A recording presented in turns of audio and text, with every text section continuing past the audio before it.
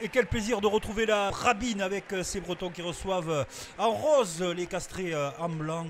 Deux équipes de combat et mine de rien, Vannes qui est la 4e attaque du championnat, mais il ne fallait pas arriver en retard d'entrée de match avec ces Castrés qui attaquent pied au plancher pour inscrire l'essai le plus rapide du top 14 avec un garçon qui connaît bien la maison, Nathanaël Huleux, qui marque cet essai pour les Castrés, qui refroidit clairement le public de la Rabine.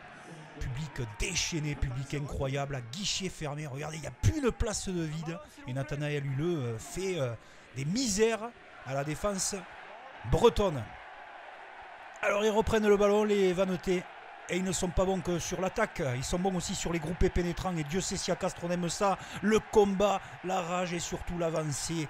L'avancée significative puisqu'elle va derrière Roland But avec cet essai de Béziat qui va être accordé après arbitrage vidéo. Toute la rage du public et se toucher dans l'embut que l'on voit ici sur cette image.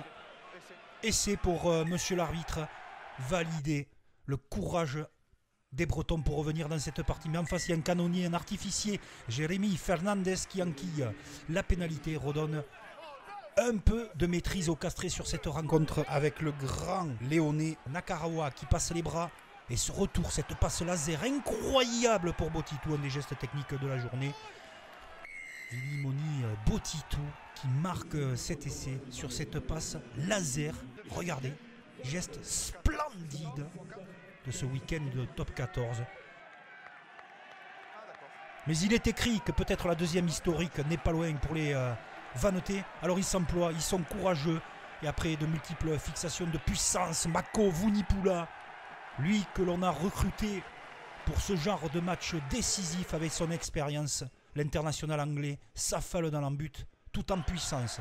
Une folie s'empare de la Rabine, le port chavire, les supporters également. Maxime Lafage récupère le ballon.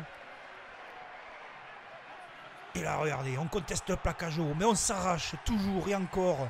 Et on espère, on a cette croyance, il y a tout dans ce match, le retour intérieur avec Saïli qui marque. La sirène et l'explosion, l'effervescence de joie pour le maillot, pour que Vannes passe devant Castres dans ce quart d'heure complètement fou qu'ils viennent de réaliser. Tout le monde rentre au vestiaire, Vannes est en confiance, il mène 24-18 avec les ajouts des pénalités. Et Pierre Popelin qui lui aussi connaît bien ce terrain. Ramène les Castrés à 3 longueurs avant que Maxime Lafage ne lui réponde. Il faut tenir à l'heure de jeu. On a vu souvent les Bretons craquer. Et là, ce coup-ci, ils sont explosifs, déchaînés. Ils ont confiance. Ils savent que le maintien en top 14 passe par ce genre d'action. Les attitudes sont bonnes, les comportements également. Et ce ballon ramassé par Michael Rourou. Roublard, tel un 9e avant, et on n'attendait pas moins de lui. Michael Rourou qui prend ce ballon et prend ses responsabilités pour laisser 3 joueurs sur le carreau au niveau de Castres. 34-21, les Tarnais aiment le combat. Ils vont l'imposer. Cette redoutable épreuve de force. Mais que les acteurs s'emploient. Quel combat la Rabine. Et quel public. Et des Tarnais courageux qui veulent s'imposer à l'extérieur. Mais il faut revenir dans la rencontre avec cet essai tout en puissance de Pierre Colonna. Il va falloir tenir pour les Bretons dans les derniers instants pour l'emporter. Et c'est ce qu'il va se passer. Vannes va s'imposer pour la 2e fois face à une redoutable équipe de Castres. Tous les bateaux chavirent.